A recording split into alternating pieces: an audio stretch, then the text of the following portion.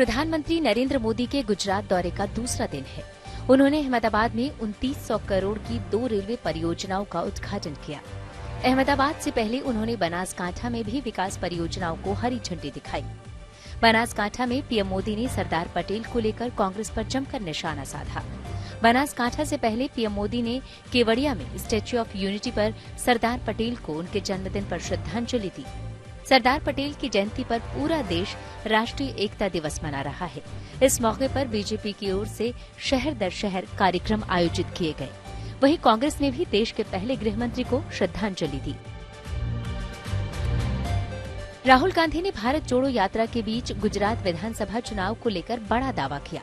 उन्होंने कहा कि आम आदमी पार्टी जमीन पर नहीं है, सिर्फ हवा में है, लेकिन उनकी पार्टी मजबूत है और सूबे में अगली सरकार बनाएगी।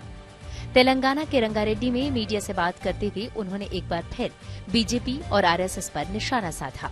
राहुल गांधी ने कहा कि विभिन्न संस्थानों पर हमले हो रहे हैं, देश के संस्थागत ढांचे को नुकसान पहुंचाया जा रहा है। उन्होंने कहा कि सिर्फ मीडिया ही नहीं बल्कि न्यायपालिका पर भी हमले हो रहे हैं। हिमाचल प्रदेश में चुनावी सरगर्मी हर रोज तेज हो रही है। कांग्रेस नेता प्रियंका गांधी ने मंडी में चुनावी सभा को संबोधित किया। इस दौरान उन्होंने महंगाई, पुरानी पेंशन और जीएसटी समेत कई मुद्दों को उठाया। प्रियंका गांधी ने कहा कि हिमाचल में अगर कांग्रेस की सरकार बनी तो मंत्रिमंडल की पहली बैठक में ही पुरानी पेंशन योजना बहाल कर दी जाएगी। वहीं हिमाचल के मुख्यमंत्री जयराम ठाकुर ने चुनावी सभा से कांग्रेस पर पलटवार किया और कहा कि कांग्रेस को एक बार सत्ता चाहिए और फिर वे लूट खसोट का काम शुरू कर देंगे। दिल्ली सरकार ने रेड लाइट ऑन गाड़ी ऑफ अभियान की फाइल दोबारा एलजी को भेज दी है। आम आदमी पार्टी ने दावा किया था कि उपराज्यपाल ने ये कहकर फाइल लौटा दिए थे कि इस कैंपेन के फायदे का कोई सबूत नहीं। इस बीच दिल्ली में मुफ्त योग क्लास को कल से बंद करने के आदेश जारी कर दिए गए हैं। दिल्ली के उप मुख्यमंत्री मनीष सिसोदिया ने आरोप लगाया कि बीजेपी ने अफसरों को डरा धमकाकर इस योजना को बंद कराने का आदेश दिया है। मनीष सिसोदिया का दावा है कि इसे लेकर उन्होंने उपराज्यपाल से भी मुलाकात की थी, लेकिन कोई फायदा नहीं हुआ।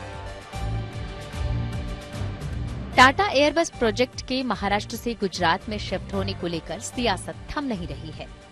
नागपुर समेत कई शहरों में एनसीपी ने विरोध प्रदर्शन किया। अकोला में एनसीपी कार्यकर्ताओं ने कागजी प्लेन उड़ाए। इस बीच महाराष्ट्र के डिप्टी सीएम देवेंद्र फडणवीस ने कहा कि टाटा एयरबस प्रोजेक्ट को शिफ्ट करने का फैसला उद्धव सरकार ने ही लिया था। दरअसल टाटा एयरबस प्रोजेक्ट के तहत C295 प्लेन को गुजरात के वडोदरा में बनाने का ऐलान हुआ है। इस ऐलान के साथ शिवसेना ने शिंदे सरकार पर आरोप लगाया था कि निवेशकों को सरकार पर भरोसा नहीं है। अब ये तय हो गया कि बिहार में 2 सीटों पर उपचुनाव में नीतीश कुमार आरजेडी उम्मीदवारों के लिए प्रचार नहीं करेंगे। बिहार के सीएम ने वीडियो संदेश जारी किया है और लोगों से आरजेडी उम्मीदवारों को वोट देने की अपील की है। मोकामा और गोपालगंज विधानसभा सीट पर उपचुनाव के लिए प्रचार का आखिरी दिन है। इस बीच डिप्टी सीएम तेजस्वी यादव ने कहा कि भले ही उपचुनावों के लिए नीतीश प्रचार नहीं कर रहे हों, लेकिन हमारे साथ उनका आशीर्वाद है। तेजस्वी यादव ने कहा कि मुख्यमंत्री नीतीश कुमार चोट के कारण प्रचार के लिए नहीं जा सके। सीएए कानून को चुनौती देने वाली याचिकाओं पर सुनवाई करते हुए सुप्रीम कोर्ट ने असम और त्रिपुरा से जुड़ी याचिकाओं को जोड़ने का आदेश दिया है। 3 हफ्ते के अंदर असम और त्रिपुरा को कोर्ट में अपना जवाब दायर करना होगा। आज सुनवाई के दौरान कोर्ट ने 2 वकीलों को सभी याचिकाओं को संग्रह करने का जिम्मा सौंप दिया है। असल में इस मामले में 200 से ज्यादा अलग अलग याचिकाएं लगाई गई हैं। ऐसे में समय बचाने के लिए कोर्ट ने पहले ही तय कर लिया था कि याचिकाओं का संग्रह किया जाए। इस मामले में अगली सुनवाई 6 दिसंबर को होगी। जम्मू कश्मीर के कुपवाड़ा जिले के जुंगूड़ इलाके में सुरक्षा बलों ने घुसपैठ की बड़ी कोशिश को नाकाम कर दिया है। घुसपैठ करने वाले एक आतंकी को सुरक्षा बलों ने मार गिराया है। इसके बाद पूरे क्षेत्र में तलाशी अभियान चलाया जा रहा है।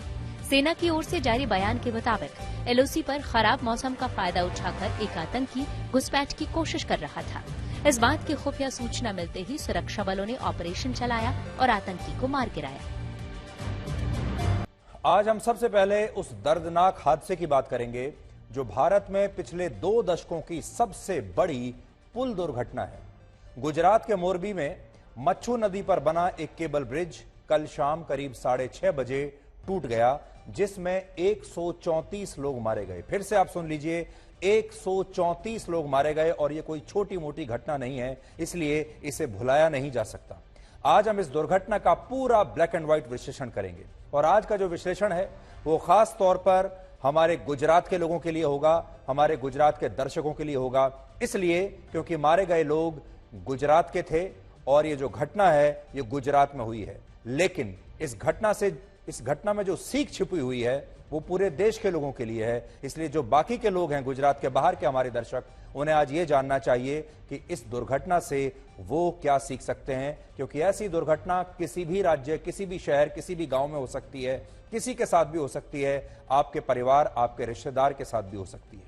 इसलिए आज हम आपको बताएंगे इस दुर्घटना के लिए कौन जिम्मेदार है, और इतनी बड़ी दुर्घटना में ये जो लापरवाही हुई है, इस लापरवाही और बेईमानी के ठेकेदार कौन है। सबसे बड़ी बात यह कि अक्सर हमारे देश में लोग इस तरह की दुर्घटनाओं को दुर्भाग्य मान लेते हैं, भगवान की मर्जी मान लेते हैं, सोचते हैं कि इन तमाम लोगों की 134 लोगों की मौत आई थी, इसीलिए वो इस पुल पर गए, और ये सोचकर वो घटना को भूल जाते हैं भगवान की मर्जी समझकर। लेकिन ये भगवान की मर्जी नहीं है, ये बेईमान और लापरवाह लोगों की मर्जी थी, और उन पर कार्रवाई होनी ही चाहिए। ये जो तस्वीरें आप देख रहे हैं ये उसी समय की हैं जब अचानक से ये पुल टूट गया। लोग कुछ समझ पाते इससे पहले ही सैकड़ों लोग नदी में गिर गए, चीख पुकार मच गई। जो लोग सीधे नदी में गिरे उनमें से कई लोग कुछ मिनटों में ही डूब गए। जिन लोगों को तैरना आता था उनमें से कुछ ने तैरकर किसी तरह अपनी जान बचाई, और दुर्घटना के बाद आसपास के लोग भी मदद के लिए यहां पर पहुंच गए, लेकिन तब तक बहुत सारे लोग पानी में डूब चुके थे, पानी में बह चुके थे। जिन लोगों की किस्मत ने साथ दिया वो ब्रिज की केबल और वहां पर जो जाली लगी हुई थी उसे पकड़कर किसी तरह से लटक गए। इस वीडियो में आप उन्हें मदद मांगते हुए देख पाएंगे। ऐसे करीब 200 लोगों को वहां से बचाया गया है, और आज इनकी जो चीख पुकार है ये पूरे देश को सुननी चाहिए।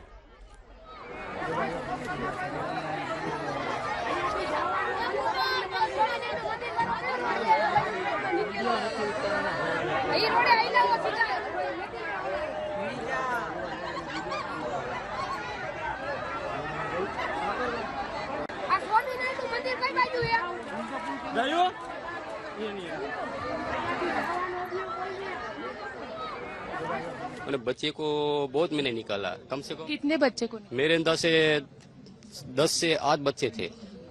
उन्हें जैसे एक लुगाई प्रेग्नेंट थी, सीधे 7-8 महीने पे मेरे अंदाज से वो प्रेग्नेंट थी, वो भी डेथ हो गई थी। लेकिन जैसे अपने तो मानव सेवा में क्या क्या पकड़े तो मैंने साथी पाती दबाई तो कुछ निकले, फिर निकल गई। और एक लड़की थी मेरे पास, उसको भी जैसे 8-9 साल की थी, वो मैंने साथी रगी दबाया तो इसने आंख खोली, मेरे सामने देखने लगी। लेकिन मुझे वो अफसोस हो गया कि वो जैसे 10 से 5 मिनट जैसे मुझे देख से ही ऐसी हो गई, फिर वो प्राण निकल गया। छोटे छोटे बच्चे ऐसे तल रहे थे पानी में, मैं भी नहीं बचा सका उसको। बहुत दिन सारे लोग चिल्ला रहे थे, आवाज लगा रहे थे, मदद के लिए पुकार। आधा घंटा 1 घंटा हो गया, कोई बच्चा निकल ही नहीं आया। 1 घंटे के बाद आए सब लोग, बहुत चिल्ला रहे थे। छोटे छोटे बच्चे थे, लड़की लोग थी, बच्चे चिल्ला रहे थे। हमारे देश की समस्या ये है, लोगों की समस्या ये है कि हमारी याददाश्त बड़ी कमजोर होती है। हम 1-2 दिन ऐसी घटनाओं पर चिंता जताते हैं, दुख जताते हैं, आंसू निकलते हैं, लेकिन उसके बाद सब भूल जाते हैं। धीरे धीरे हम फिर अगली दुर्घटना का इंतजार करने लगते हैं। इसलिए आज हम चाहेंगे कि आज आप इन तस्वीरों को ध्यान से देख लीजिए। 134 लोगों का मारे जाना, बेमौत, उनकी मौत नहीं आई थी, बहुत बड़ी बात होती है। और आज ये आवाजें अगर आप एक बार सुनेंगे तो आप इसे बहुत लंबे समय तक याद रखेंगे। सुनिए आप।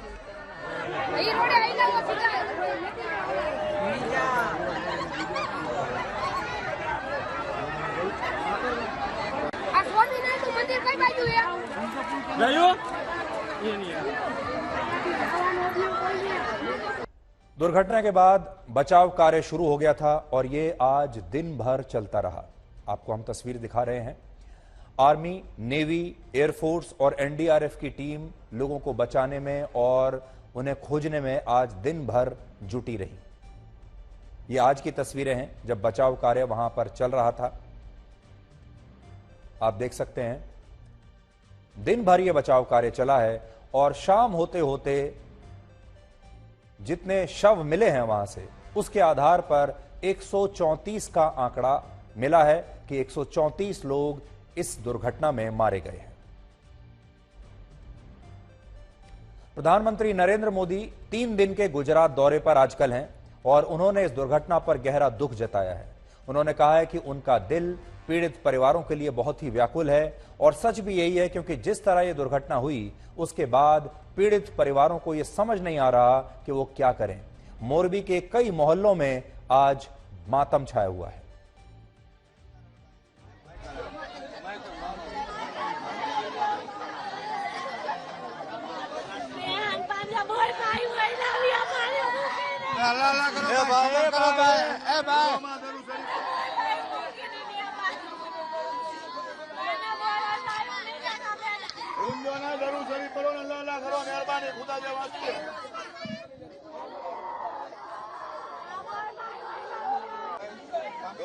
वहाँ पे मेरे को कुछ दिखाई नहीं दे रहा था, क्योंकि ऐसे ही मैं गिर गया था कि मेरे को पहले तो ऐसा ही लगा मेरा कोई सपना देख रहा हूँ।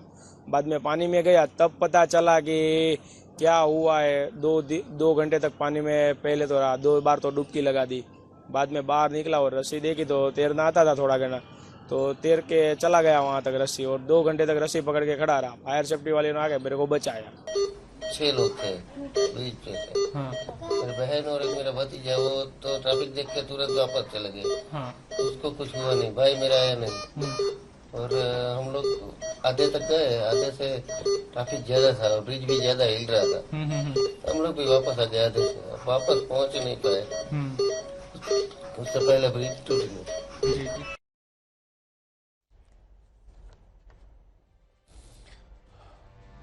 आप जरा कल्पना करके देखिए कि यह घटना किसी के साथ भी हो सकती है। आप किसी पुल पर गए और आप में से ज्यादातर लोग हर रोज किसी न किसी पुल से होकर गुजरते हैं, हर रोज किसी न किसी फ्लाईओवर से होकर गुजरते हैं, हर रोज किसी ट्रेन में बैठते हैं, किसी बस में बैठते हैं जो पुल से होकर गुजरती है। और सोचिए वो पुल गिर जाए और उसके बाद ये दुर्घटना हो जाए। सोचकर देखिए जरा। और जब आप सोचकर ये बात देखेंगे तो आपको पता चलेगा कि जो लोग हमने आपको दिखाए, उनके परिवार के जो लोग दिखाए, जहां मातम छाया हुआ था, उन पर आज क्या गुजर रही होगी। मोरबी का ये केबल ब्रिज 143 साल पुराना था, 143 ईयर्स। मोरबी के राजा वाघजी रावजी ने इस पुल को बनवाया था और इसका उद्घाटन वर्ष 1879 में हुआ था और तभी से यह पुल मोरबी की शान कहलाता था। 765 फीट लंबा और 4.4 फीट यानी लगभग 4.5 फीट चौड़ा यह पुल मोरबी का एक मुख्य टूरिस्ट स्पॉट माना जाता है और गुजरात टूरिज्म विभाग ने इसे अपने मुख्य आकर्षण वाली लिस्ट में भी रखा हुआ है, यानी एक टूरिस्ट स्पॉट है ये। राजकोट से 64 किलोमीटर दूर मच्छू नदी पर बना यह पुल अपने जमाने में बेहतरीन इंजीनियरिंग का नमूना माना जाता था, लेकिन कल जिस तरह अचानक से यह पुल टूटा, उसके बाद सभी के मन में एक ही सवाल है, आपके मन में भी होगा कि आखिर यह पुल टूटा कैसे और इसके लिए हम किसे जिम्मेदार ठहरा सकते हैं। आज हम ये मांग करते हैं कि इसके लिए जिम्मेदार लोगों के खिलाफ हत्या का मुकदमा चलना चाहिए। यह पुल कैसे टूटा, यह समझने से पहले आपके लिए यह जानना जरूरी है कि केबल ब्रिज होता क्या है। तो केबल ब्रिज अक्सर बहाव वाले पानी के ऊपर यानी नदियों पर बनाए जाते हैं और ये ब्रिज केबल के जरिए बनाए जाते हैं। इसमें नदी के दोनों किनारों पर खंबे होते हैं, दोनों किनारों पर, और बाकी का जो पुल है वो केबल से लटक कर टिका होता है। इस तरह के ब्रिज में पानी के अंदर कोई भी पिलर या पानी के अंदर कोई भी बेस नहीं बनाया जाता और इस ब्रिज में एक डेक होता है, एक टावर होता है, टेंशन और फाउंडेशन और केबल, ये उसके कुछ अहम हिस्से होते हैं। आज हमने आपके लिए थोड़ा रिसर्च किया है। केबल ब्रिज के अहम हिस्से क्या क्या होते हैं वो आप देख सकते हैं। डेक क्या चीज है, इसका फाउंडेशन कहां होता है, टावर कहां होता है और केबल कहां पर होता है।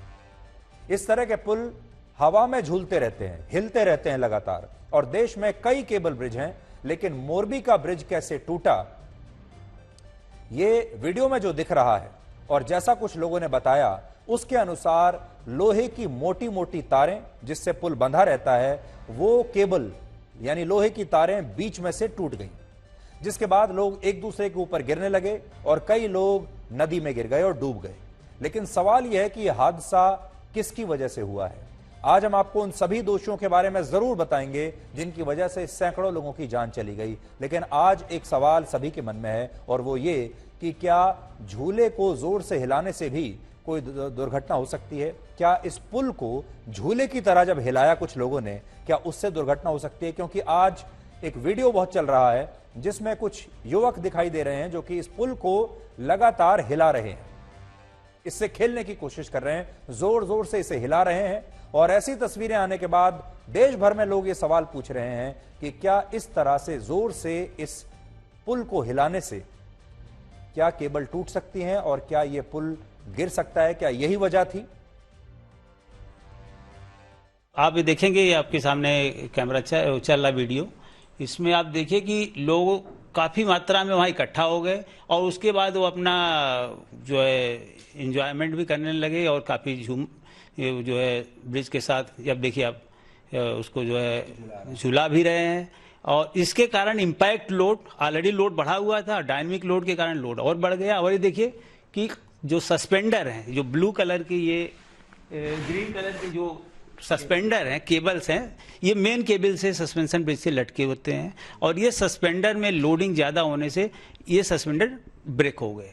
अब एक सस्पेंडर जो उसमें सबसे वीक था वो ब्रेक हुआ होगा, उसके कारण उसका लोड डिस्ट्रीब्यूट हुआ दूसरे सस्पेंडर में और इसको बोलते हैं साइक्लिक फेल्योर। इस कारण एक साइड के सारे सस्पेंडर टूट गए। एक बात जो आपको समझनी है वो ये कि इस पुल की जो क्षमता थी वो थी 125 लोगों को लेने की, यानी 125 लोग इस पर चढ़ सकते हैं, लेकिन लगभग 500 लोग इस पर चढ़े हुए थे, जिसकी वजह से ओवरलोड हो गया और उसके ऊपर लोग इसे जोर जोर से हिलाने लगे मजा लेने के लिए। लेकिन इस पर हम बाद में लौटेंगे। पहले ये देखते हैं कि सबसे पहला दोषी कौन है। पहला दोष है मेंटेनेंस कंपनी का, क्योंकि यह पुल पिछले 7 महीने से मरम्मत के लिए बंद था और इस पुल को गुजराती नववर्ष के मौके पर 5 दिन पहले ही खोला गया है। अगर पुल को 7 महीने की मरम्मत के बाद खोला गया था तो ये गिर कैसे गया?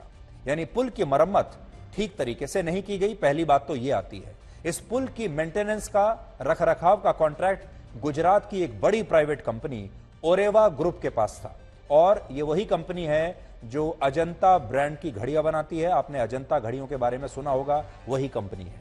ओरेवा ग्रुप मार्च 2022 से मार्च 2037 तक 15 साल के लिए इस पुल के रखरखाव की जिम्मेदारी उसे दी गई थी, जिसमें रखरखाव से लेकर इसकी सफाई, इसकी सुरक्षा और इसका टोल वसूलने का काम इसी कंपनी को दिया गया था।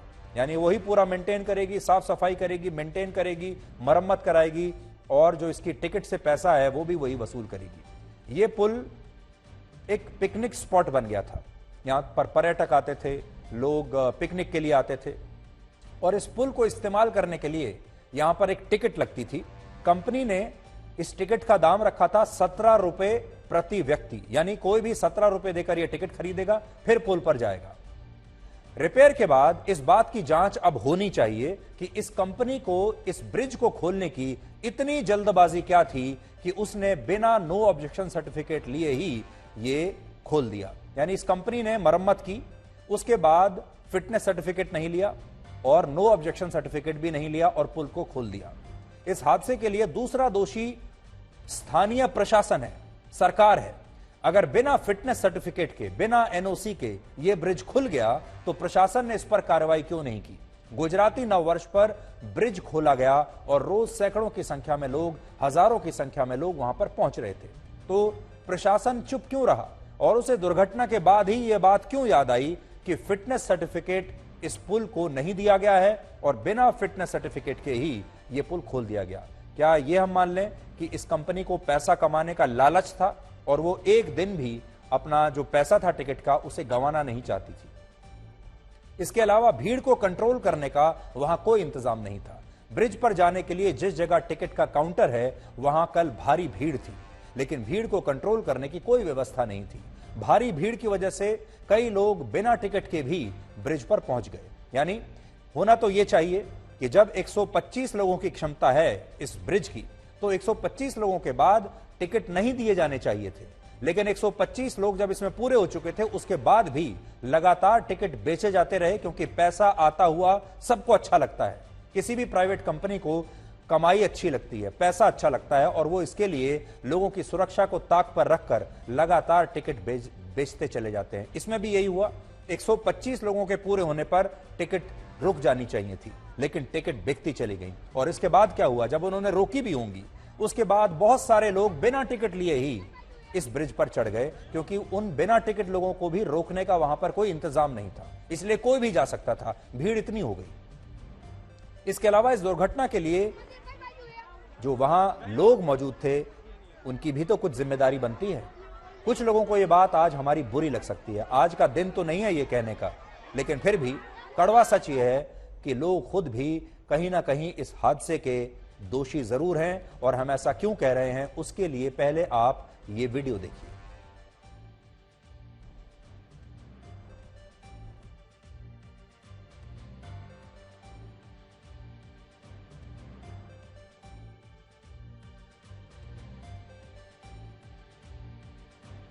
इस हादसे से ठीक पहले बहुत भारी भीड़ इस ब्रिज पर मौजूद थी। कुछ लड़के पुल पर खेल रहे थे, इस पुल को लगातार हिला रहे थे, और भीड़ इतनी ज्यादा थी कि वहां चलने की जगह नहीं बची थी। इस पुल पर एक समय में 100 से 125 लोग ही जा सकते हैं, लेकिन करीब 500 लोगों के पहुंचने के बाद भी लोग ब्रिज पर लगातार पहुंचने के लिए आतुर थे, किसी भी तरह इस ब्रिज पर जाना चाहते थे। और ये लोग कौन थे? वो नहीं जो जरूरतमंद हैं, वो नहीं जिन्हें नदी पार करनी है, ये वो लोग थे जो पुल पर सेल्फी ले रहे थे, अलग अलग अंदाज में, अलग अलग पोज बनाकर अलग अलग जगहों पर सेल्फी ले रहे थे, इस पुल पर कूद रहे थे। वहां सिर्फ एक सिक्योरिटी गार्ड तैनात था जो इतने लोगों को रोकने में बुरी तरह से नाकाम रहा, और इसलिए कई लोग बिना टिकट के भी इस ब्रिज पर पहुंच गए। इस पिकनिक स्पॉट को कई लोगों ने एक मजे का ब्रिज बना दिया था। जिस ब्रिज की क्षमता 100 से 125 लोगों का वजन सहने की हो, उस पर अगर 500 लोग चढ़ जाएंगे तो टूटने की आशंका तो हमेशा ही रहेगी। लेकिन लोगों ने इस आशंका की कोई चिंता नहीं की। लोगों को सिर्फ और सिर्फ अपना मजा दिख रहा था। उन्हें अलग अलग एंगल से सेल्फी खिंचवाने की चिंता थी, जबकि सच ये है कि पुल की हालत खराब थी और मरम्मत के बाद भी कई कमियां साफ तौर पर इस पुल में नजर आ रही थी। लेकिन लोगों ने क्या किया? सरकार पर अंधा विश्वास दिखाया। लोगों ने इस कंपनी पर, जो इस पुल को मेंटेन कर रही थी, उस पर अंधविश्वास दिखाया और यह सोच लिया कि सरकार जो कर रही होगी ठीक ही कर रही होगी, जो पुल को मेंटेन करने वाली कंपनी है वो भी अपना काम अच्छे से कर रही होगी, इसलिए हमें चिंता की कोई आवश्यकता नहीं है। अब ये वो मोटा हिस्सा है। अगर मैं मरम्मत के नाम पर कहूं, थोड़ा कैमरा नजदीक लाए, मैं को दिखाने की कोशिश करता हूं।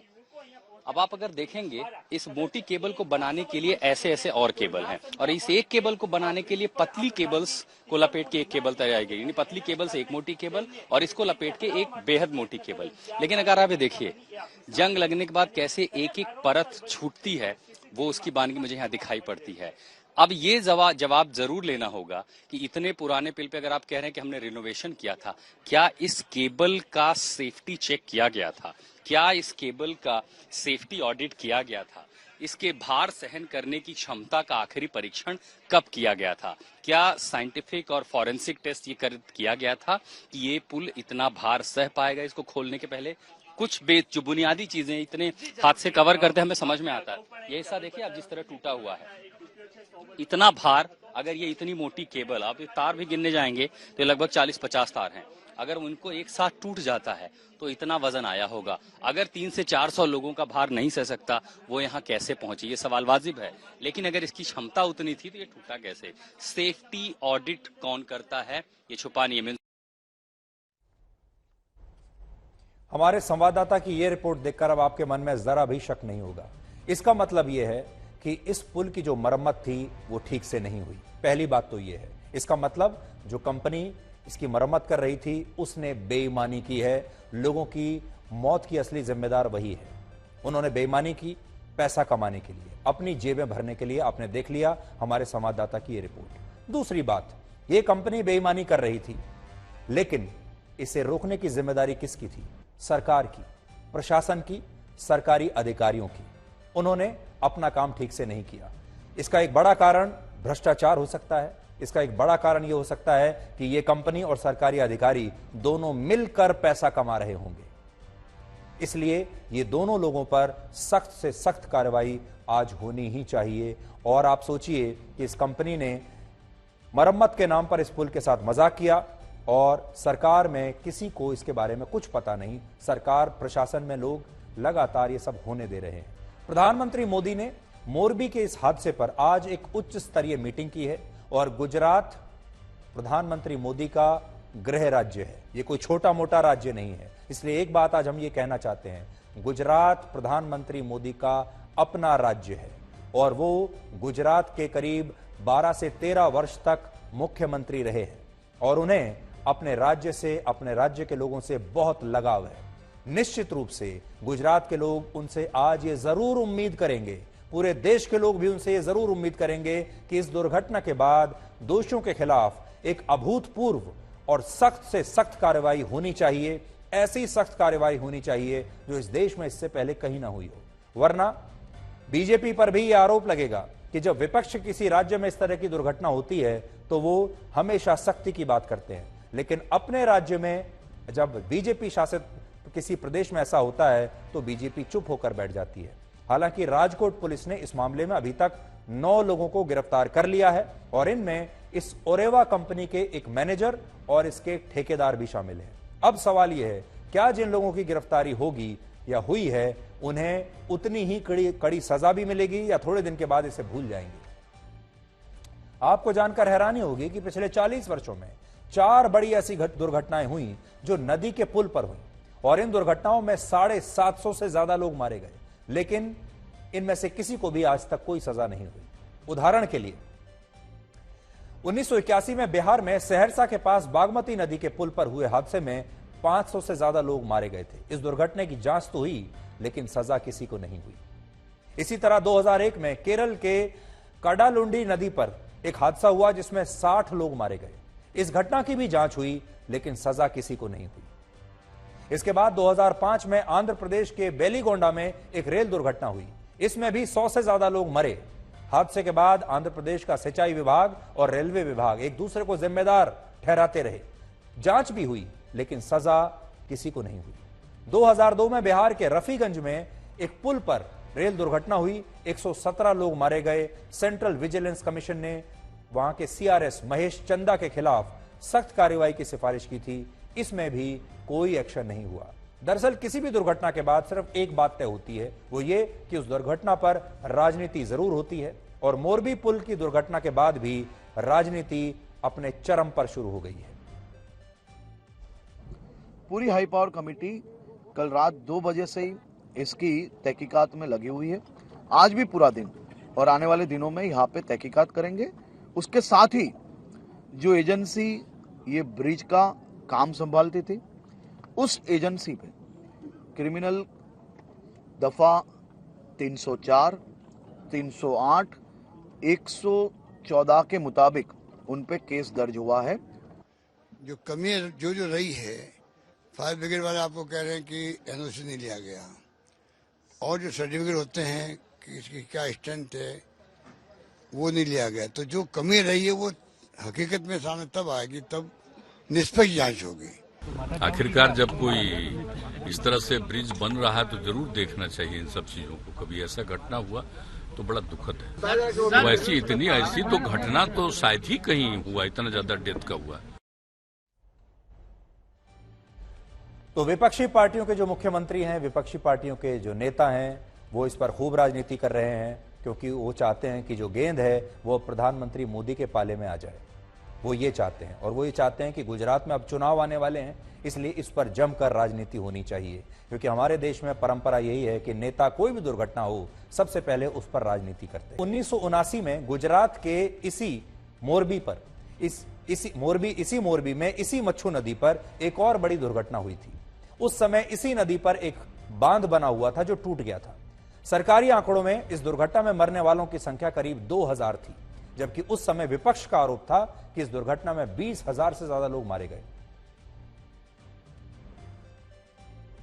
और अब हम आपको बताते हैं कि भारत में पुल टूटने या गिरने की बड़ी वजह क्या होती है, हमारे यहां इतने पुल क्यों टूटते हैं। 1977 से 2017 के बीच भारत में जितने भी पुल गिरे उन्हें लेकर एक रिसर्च हुई। Civil engineering and construction review के अनुसार भारत में पुल गिरने की सबसे बड़ी वजह है बाढ़, और इसके बाद वजह है भूकंप। यानी बाढ़ की वजह से सबसे ज्यादा पुल गिरते हैं, फिर भूकंप की वजह से। इन वर्षों में गिरे कुल पुलों में 50% से ज्यादा बाढ़ की वजह से गिरे, 26% से ज्यादा भूकंप की वजह से गिरे, 10% से ज्यादा पुल डिटेरियोरेशन यानी धीरे धीरे जो हालत खराब होने लगती है, समय के साथ साथ जर्जर होने लगता है पुल, उसकी वजह से। इसके बाद डिजाइन में खामी और कंस्ट्रक्शन में गड़बड़ी की वजह से 4% पुल टूटते हैं। और पुल गिरने का एक अहम कारण ओवरलोडिंग भी होता है। देश में 3% से ज्यादा पुल इसलिए गिरे क्योंकि उन पर क्षमता से ज्यादा भार डाल दिया गया था, और इसके बाद मानवीय भूलें और दूसरी वजहों से भी पुल गिरे। आज जो दुर्घटना के बारे में हम बात कर रहे हैं, इसमें जो उसकी क्षमता से ज्यादा भार, मोरबी में जो कुछ हुआ उसकी सबसे बड़ी वजह यही है कि पुल की क्षमता 100-125 लोगों का वजन सहने की थी, लेकिन दुर्घटना के समय उस पर 500 लोग मौजूद थे। और ऊपर से बेईमानी, ऊपर से लापरवाही, ऊपर से भ्रष्टाचार, इन सब ने मिलकर इस पुल को तोड़ दिया। मोरबी में हम लोगों ने जिस तरह की तस्वीरें देखी, वैसी तस्वीरें हमें आए दिन अलग अलग जगहों से देखने को अक्सर मिलती रहती है। और इसमें जो मुख्य भाव है वो है ओवर क्राउडिंग, ओवरलोडिंग। हमारे पास जो क्षमता है, हम उससे ज्यादा, उस क्षमता से ज्यादा लोगों को भर लेते हैं। भारत की ट्रेनों में आपने ओवरलोडिंग की तस्वीरें ऐसी हमेशा देखी होंगी, ऐसी तस्वीरें सामान्य है। हमारे पास ट्रेन में जगह कम है लेकिन लोग ओवरलोडिंग करते हैं। इन तस्वीरों को देखकर आप सोचिए, ये वो तस्वीरें हैं जहां कभी भी कोई भी दुर्घटना का शिकार हो सकता है। ये ओवरलोडिंग है। ये जो मोरबी का जो ब्रिज था, उस पर भी यही स्थिति थी जो आज आपको स्टेशन पर इस ट्रेन में देखने को मिल रही है। छठ के दौरान ऐसी तस्वीरें बहुत देखने को मिल रही हैं जहां कोच में 80-90 लोगों से ज्यादा बैठ नहीं सकते और ट्रेन के डिब्बे में इतने लोग घुस गए कि पैर रखने की जगह नहीं। भारत में हमने कई बार लोगों को ट्रेन के डिब्बे के ऊपर भी बैठते हुए देखा है, जो जान जोखिम में डालकर अक्सर सफर करते हैं। भारत में ये तो ट्रेन की बात है, बोट एक्सीडेंट्स में बहुत लोग मारे जाते हैं। इसकी वजह भी यही ओवरलोडिंग है। यह तस्वीर देखिए 29 अक्टूबर की है। द्वारका में बोट पर इतने ज्यादा लोग पहुंच गए कि कभी भी कोई भी हादसा नहीं हादसा हो सकता था। इस नाव में आप देखिए इस समय क्या स्थिति है, और यह नाव कभी भी डूब सकती है ओवरलोडिंग की वजह से। 2019 में अमृतसर में दशहरे के दिन भी ऐसा ही हादसा हुआ जिसमें एक ट्रेन ने कई लोगों को कुचल दिया था। इसकी बड़ी वजह यही थी कि भीड़ इतनी ज्यादा थी कि लोग रेलवे ट्रैक पर आकर खड़े हो गए। वो लोग दशहरे पर रावण दहन के कार्यक्रम में इतना देखने में उसको इतना डूब गए कि उन्हें पता ही नहीं चला कि पीछे से पटरी पर ट्रेन आ रही है और ट्रेन ने इतने सारे लोगों को कुचल दिया। दरअसल भारत में क्राउड मैनेजमेंट का कोई सिस्टम नहीं है। जिस जगह पर भी क्षमता से ज्यादा लोग पहुंच जाते हैं वहां हालात बिगड़ने का खतरा बन जाता है। लेकिन हमारे यहां भीड़ को कैसे काबू में किया जाए, इसकी ना तो तैयारी है ना कोई प्लान है। जो सिक्योरिटी गार्ड वहां तैनात होते हैं, प्राइवेट सिक्योरिटी गार्ड होते हैं ज्यादातर, उन्हें भी क्राउड मैनेजमेंट की कोई अच्छी ट्रेनिंग नहीं होती। अमेरिका में न्यूयॉर्क में टाइम स्क्वायर पर नए साल के जश्न के मौके पर 1 लाख से ज्यादा लोग पहुंचते हैं, जिनकी सिक्योरिटी के लिए 7,000 से ज्यादा पुलिसकर्मी वहां पर तैनात होते हैं। यानी हर 13 लोगों पर एक सिक्योरिटी गार्ड होता है, एक पुलिस वाला होता है। लेकिन मोरबी में पुल पर 500 से ज्यादा लोग मौजूद थे और वहां सिक्योरिटी गार्ड के नाम पर सिर्फ एक व्यक्ति मौजूद था, और निश्चित रूप से उसके पास भी भीड़ को कंट्रोल करने की कोई ट्रेनिंग नहीं थी। मोरबी के पुल की देखरेख की जिम्मेदारी एक प्राइवेट कंपनी के पास थी। पिछले दिनों झारखंड में जो रोपवे की दुर्घटना हुई थी, वहां रोपवे संचालित करने की जिम्मेदारी भी ऐसे ही एक प्राइवेट कंपनी के पास थी। केदारनाथ में जो हेलीकॉप्टर हादसा हुआ वो भी एक प्राइवेट कंपनी का ही था। मतलब यह कि एक तरफ सरकार लोगों की सुविधा के लिए प्राइवेट सेक्टर को आउटसोर्सिंग करती है सर्विसेज की, यानी प्राइवेट कंपनियों को ठेका दे देती है कि आप इन सर्विसेज को चलाओ। प्राइवेट कंपनीज को काम देकर यह मान लिया जाता है कि वो अच्छी तरह से काम करेंगी, लेकिन सच ये है कि इन प्राइवेट कंपनियों पर नजर रखने का कोई तरीका, मैकेनिज्म हमारे यहां है ही नहीं। और अक्सर ये कंपनी जो हैं ये सरकारी अधिकारियों के साथ मिली भगत कर लेती हैं, फिर भ्रष्टाचार होता है। ये कंपनियां कानून और नियमों को मानती नहीं, भ्रष्टाचार की वजह से मन मर्जी करती हैं और फिर जब दुर्घटना हो जाती है तो लोग बस सवाल पूछते ही रह जाते हैं कि आखिर जिम्मेदार कौन है। मीडिया भी आज यही पूछ रहा है, आखिर जिम्मेदार कौन है।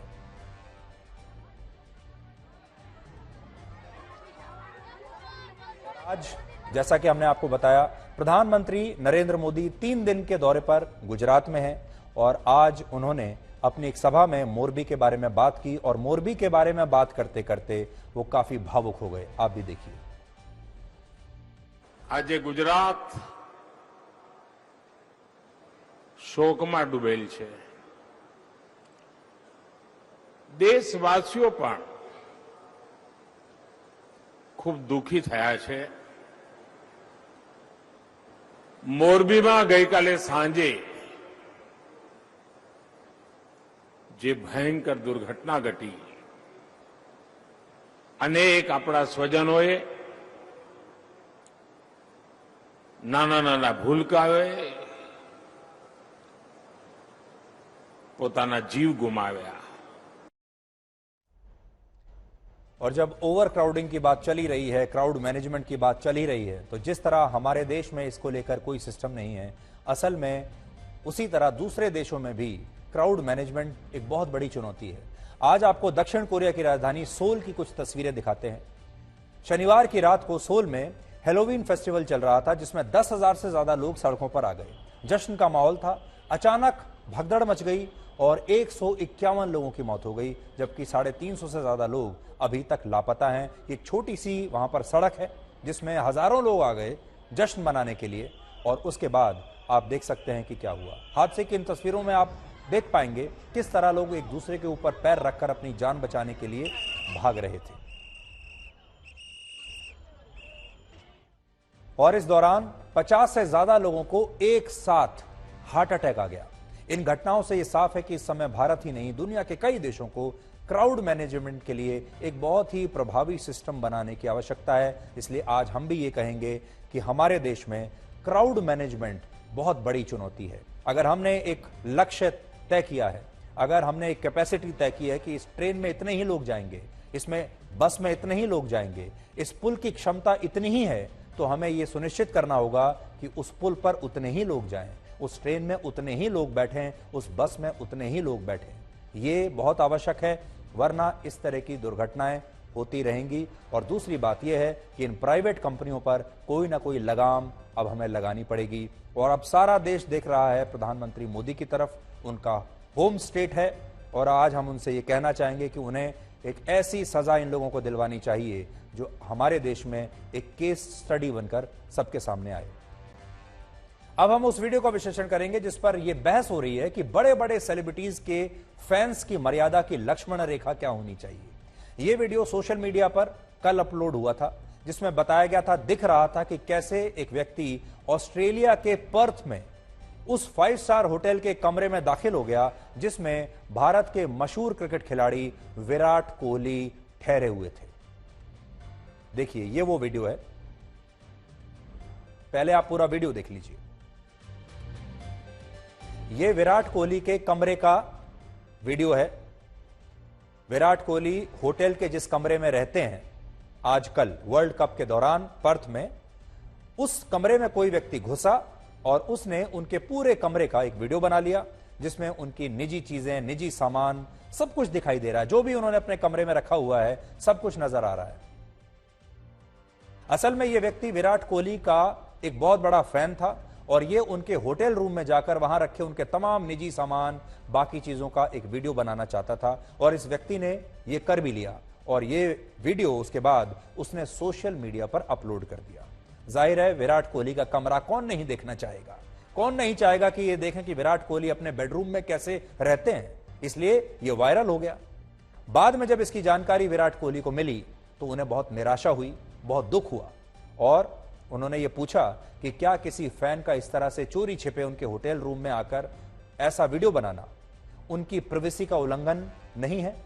उन्होंने ये भी सवाल उठाया कि अगर वो अपने होटल रूम में ही सुरक्षित नहीं है तो फिर वो कहां सुरक्षित रहेंगे, क्योंकि ये कोई मामूली होटल नहीं था, यह घटना वहां के सबसे बड़े होटल्स में से एक में हुई है। इस होटल का नाम है क्राउन पर्थ। इसके अलावा विराट कोहली के होटल रूम का जो वीडियो वायरल हुआ उसमें लक्ष्मी जी और गणेश जी की प्रतिमा आपको साफ दिख रही होगी। हम उसमें नहीं जाना चाहते, उनका जो निजी सामान है उसमें उन्होंने क्या क्या रखा हुआ है ये एक अलग बात है। मुद्दा आज ये नहीं है कि उनके कमरे में क्या रखा हुआ है, मुद्दा ये है कि ये वीडियो बनना चाहिए था या नहीं बनना चाहिए था। इस घटना पर विराट कोहली की पत्नी और मशहूर एक्ट्रेस अनुष्का शर्मा ने भी बड़ा अफसोस और दुख जताया है और कहा है कि जो लोग ऐसा सोचते हैं कि एक सेलिब्रिटी को ऐसी चीजों से डील करना ही पड़ता है या उन्हें आदत डाल लेनी चाहिए, तो ऐसे लोगों को यह पता होना चाहिए कि किसी व्यक्ति के निजी जीवन में झांकना उचित नहीं है। हालांकि इस विवाद के बाद अब ऑस्ट्रेलिया के इस होटल ने विराट कोहली से माफी मांगी है और होटल मैनेजमेंट की तरफ से ये कहा गया है कि जिस व्यक्ति ने ये वीडियो बनाया वो असल में उसी होटल का कर्मचारी था और इस घटना के बाद उसे नौकरी से निकाल दिया गया है। तो बड़ी बात सीखने की यह है कि होटल का ही एक कर्मचारी है जो विराट कोहली का अपने आप को फैन मानता है, वो चोरी छिपे विराट कोहली के रूम में जाता है और वहां पर वीडियो बना लेता है और फिर सोशल मीडिया पर डाल देता है। अगर आप देखेंगे तो यह मामला बहुत गंभीर है और यह सुरक्षा से भी जुड़ा हुआ है, क्योंकि जब कोई टीम किसी टूर्नामेंट में हिस्सा लेने के लिए दूसरे देश में जाती है या कहीं दूसरे शहर में जाती है तो उसे ऐसे अक्सर होटल्स में ही ठहरना होता है। इसलिए अगर होटल का स्टाफ ही खिलाड़ी की सुरक्षा से ऐसा खिलवाड़ करेगा और उसके निजी जीवन में झांकने की कोशिश करेगा तो यह बात बहुत गंभीर है और इस पर बीसीसीआई को कड़ा कदम उठाना चाहिए। अब कल्पना कीजिए अगर कोई व्यक्ति आपके घर में या आपके होटल रूम में आपसे बिना पूछे घुस आए और आपके निजी कमरे का वीडियो बनाकर वायरल कर दे तो आपको कैसा लगेगा। इसलिए आज इस बारे में बात जरूर करेंगे हम कि बड़े बड़े सेलिब्रिटीज के फैंस की मर्यादा की लक्ष्मण रेखा क्या होनी चाहिए, फैंस की क्या मर्यादा होनी चाहिए, क्या लक्ष्मण रेखा होनी चाहिए। असल में इसके दो कारण हैं जिनकी वजह से कई बार फैंस इस लक्ष्मण रेखा को पार कर जाते हैं। इनमें पहली वजह है ओवर पॉसेसिवनेस। यह सच है कि किसी भी खिलाड़ी या बड़े सेलिब्रिटी की ताकत उसके फैंस होते हैं, लेकिन कई बार ये फैंस अपने रोल मॉडल्स को लेकर ओवर पॉसेसिव हो जाते हैं और वो उनसे बहुत ज्यादा बड़ी बड़ी उम्मीद लगाकर बैठ जाते हैं और अलग अलग तरीकों से उनका ध्यान खींचने की कोशिश करते हैं। जैसे उन्हें लगता है अगर वो उन्हें लेकर सोशल मीडिया पर कुछ लिख रहे हैं तो उस सेलिब्रिटी को उनकी लिखी पोस्ट का तुरंत जवाब देना चाहिए। जब वो ऐसा नहीं करते तो लोग नाराज हो जाते हैं, फिर अपनी मर्यादाओं को कई बार भूल जाते हैं। दूसरी वजह है सेलिब्रिटीज के निजी जीवन में झांकने का, उनके जीवन में जानने का कि क्या हो रहा है, इसकी एक उत्सुकता फैंस के मन में होती है। जब कोई फैन किसी सेलिब्रिटी से बहुत प्रभावित होता है तो वो अपने जीवन में भी हर चीज उसी की तरह से करने की कोशिश करता है और बहुत सारे फैंस ये कोशिश करते हैं कि वो उन सेलिब्रिटीज के निजी जीवन में जाकर देखें कि उनके निजी जीवन में क्या हो रहा है। ये दोनों बातें जो हैं वो गलत हैं और इसमें लक्ष्मण रेखा को लांघना नहीं चाहिए। तीसरी बड़ी बात यह है, ये जो आज आप देख रहे हैं ये मोबाइल फोन सबसे बड़ा दुश्मन है। आजकल हर व्यक्ति के पास ये मोबाइल फोन है, इसमें एक कैमरा होता है। ये समझ लीजिए कि आज करोड़ों लोग एक कैमरे के साथ घूम रहे हैं और वो उस कैमरे से किसी का भी वीडियो बना सकते हैं, किसी की भी फोटो खींच सकते हैं। ये टेक्नोलॉजी बनी तो थी हमारी जिंदगी आसान करने के लिए, लेकिन इस टेक्नोलॉजी का दुरुपयोग होता है और आज ये जो कैमरा है ये इसीलिए इस्तेमाल होने लगा है कि बड़े बड़े सेलिब्रिटीज के निजी जीवन में हम उनकी तस्वीरें ले सकें, उनके वीडियोस बना सकें और एक अजीब किस्म का मजा हमें फैंस को जो है वो आने लगता है। तो इससे सावधान रहने की आवश्यकता है। आज सरदार पटेल की जयंती है, इसलिए आज सरदार पटेल के बारे में वैसे तो आप जानते रहते हैं, सोचते ही रहते हैं, लेकिन आज हम सरदार पटेल के बारे में आपको कुछ ऐसी चीजें बताएंगे जो आपने इससे पहले कभी नहीं सुनी होंगी। आज ही के दिन वर्ष 1875 में आजाद भारत के पहले गृह मंत्री सरदार पटेल का जन्म हुआ था। आज आपको सरदार पटेल से जुड़ी ऐसी 5 बातें बताएंगे जिनका हमारे देश में जिक्र नहीं होता और इन बातों से आज आपको सरदार पटेल की महान शख्सियत के बारे में पता चलेगा। सरदार पटेल आजाद भारत के शायद पहले ऐसे नेता थे जिन्होंने देश के उन मुसलमानों को पाकिस्तान जाने के लिए कह दिया था जो कश्मीर के मुद्दे पर चुप थे। भारत के विभाजन के सिर्फ 2 महीने बाद जब 22 अक्टूबर 1947 को पाकिस्तान से आए 5000 कबायलियों ने कश्मीर पर हमला किया, तब हमारे देश में बहुत सारे मुसलमान और एक वर्ग ऐसा था जिसने कश्मीर पर हुए इस हमले की निंदा नहीं की और यह चुप्पी एक तरह से पाकिस्तान को भारत के इन मुसलमानों का खुला समर्थन था।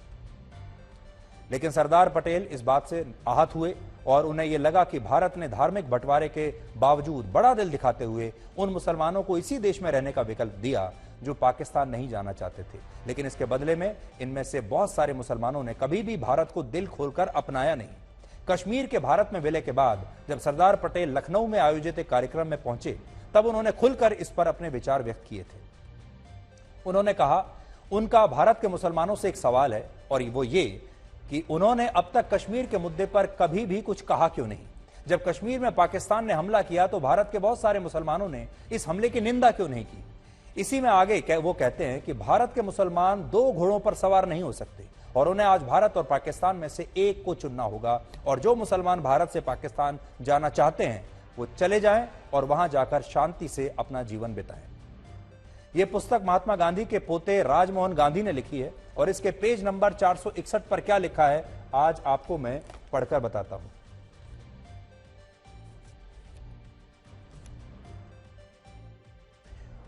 वो लिखते हैं, to Indian Muslims I have only one question, why did you not open your mouths on the Kashmir issue, why did you not condemn the action of Pakistan, it is your duty now to sail in the same boat and sink और swim together.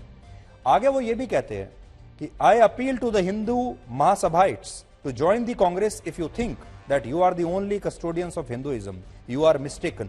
Hinduism preaches a broader outlook. I appeal to the RSS not to be rash and tactless.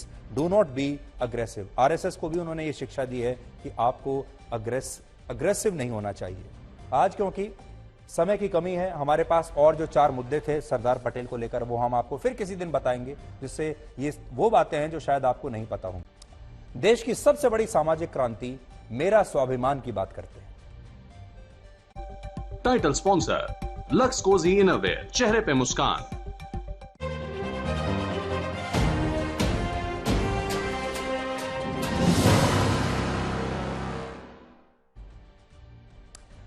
आज आपको उस व्यक्ति की कहानी दिखा रहे हैं जिसकी दुकान तोड़ने का एक वीडियो पिछले दिनों काफी वायरल हुआ था। यह शख्स इस घटना के बाद क्या सोचता है हमने जानने की कोशिश की। आपने देखा होगा दिवाली से ठीक पहले लखनऊ में एक व्यक्ति था जिसने सड़क पर फुटपाथ पर अपने कच्चे दियों की, मिट्टी के दियों की दुकान लगाई हुई थी। एक महिला आई और उसने इस दुकान को, उसके सामान को तोड़ दिया था। आज उसी व्यक्ति से आपकी मुलाकात करा रहे हैं।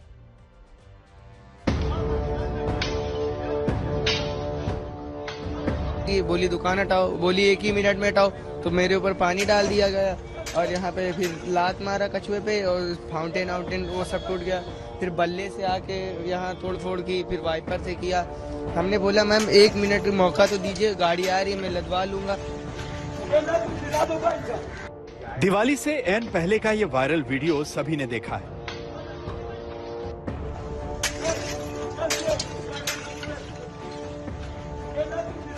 लेकिन इस वीडियो के वायरल होने के बीच दुकानदार का दर्द अनसुना रह गया, क्योंकि आरोपी डॉक्टर अंजू गुप्ता ने सिर्फ पटरी पर लगी इनकी दुकान का सामान ही नहीं तोड़ा था, बल्कि इनके स्वाभिमान को भी कुचला था। सरेआम सरेराह। विडंबना यह है कि जिस दुकानदार के साथ ये घटना हुई वो भी मानता है कि ये उसका भाग्य है, क्योंकि गरीब आदमी कुछ नहीं कर सकता। जी सर, अब क्या बता दें, कोई भी अमीर आदमी, हम लोग तो किसी से लड़ाई भी नहीं कर सकते हैं, पर रोग आ सकते हैं सर। सर कोई भी आता है, स्वाभिमान को ठेस भी पहुंची है, कोई भी नहीं समझता है, किसी गरीब की कोई दिक्कत नहीं समझता है। कोई भी आता है, धमकाता है, उठाता है सामान। अभी मान लो पुलिस वाले 2-3 आए दुकान पे, ये सामान दे दो, वो सामान, पैसे मांगो तो बोलते हैं हाँ अभी बुलाए, पुलिस वालों को फोन करें, चौकी से हैं, जिसको देखो उसको क्या बता दें। फुजैल जैसे कई दुकानदार मिट्टी के बर्तन और दिए बेचकर अपनी दिवाली रोशन करना चाहते थे, लेकिन दिवाली से 2 दिन पहले सुबह 9 बजे उनकी दुकान तोड़ दी गई। लेकिन ऐसा नगर निगम के कर्मचारियों या पुलिस ने नहीं किया, बल्कि एक महिला ने किया, जिन्हें लगता था कि पटरी पर दुकान लगाने वालों की वजह से जाम लगता है और दुकानदार ग्राहक से लड़ते हैं। आरोपी महिला अंजू गुप्ता डॉक्टर है और उनके पिता रिटायर्ड IAS। बावजूद इसके उन्हें कानून हाथ में लेने में हिचक नहीं हुई। दूसरी तरफ पीड़ित परिवार मानता है कि ऐसी घटनाएं उनकी जिंदगी का हिस्सा है। लोग आते हैं, धमकी देते हैं, ये करते हैं, वो करते हैं, मगर हम लोग बर्दाश्त करते हैं क्योंकि हम लोग गरीब आदमी हैं और छोटे छोटे बच्चे हैं। अब कहाँ चले जाएं हम लोग सिवाय फुटपाथ के अलावा सर। अब यही बताइए आप तुम लोग कि हम कैसे हम लोग जिए। आरोपी महिला के खिलाफ पुलिस में शिकायत दर्ज हो गई थी, लेकिन मामला कोर्ट तक पहुंचा तो भी रफा दफा हो जाएगा क्योंकि कोर्ट में लड़ने लायक ताकत पीड़ित पक्ष की नहीं है। संतोष कुमार, लखनऊ, आज तक।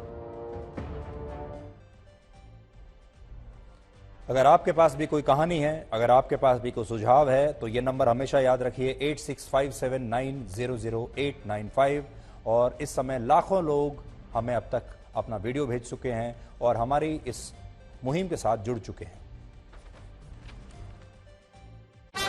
बोलो जी, ये लोग कांप क्यों रहे हैं? इनको ठंड लग रही है, लेकिन हम क्यों नहीं कांप रहे? हमने लक्स स्कॉच वूल पहना है। बोलो जी, शाबाश। चाचू, आपको पसीने क्यों आ रहे हैं? लक्स स्कॉच वूल दे, सर्दी में भी गर्मी का एहसास। लक्स स्कॉच वूल दे, सर्दी में भी गर्मी का एहसास। चाचू। अब सर्दियों की कोई टेंशन नहीं। क्यों? लक्स पार्कर इसका स्पेशल फैब्रिक बनाता है इसे एकदम पतला और ज्यादा गर्म, तो चाहे इसे ऑफिस पहन के जाओ या स्कूल यूनिफॉर्म के नीचे, इसकी फिट रखे आपको सुपर कंफर्टेबल। लक्स पार्कर, गर्म भी पतला भी। सरदार पटेल ने एक बार कहा था, कठिन समय में कायर बहाना खोजते हैं और बहादुर व्यक्ति रास्ता खोजते हैं।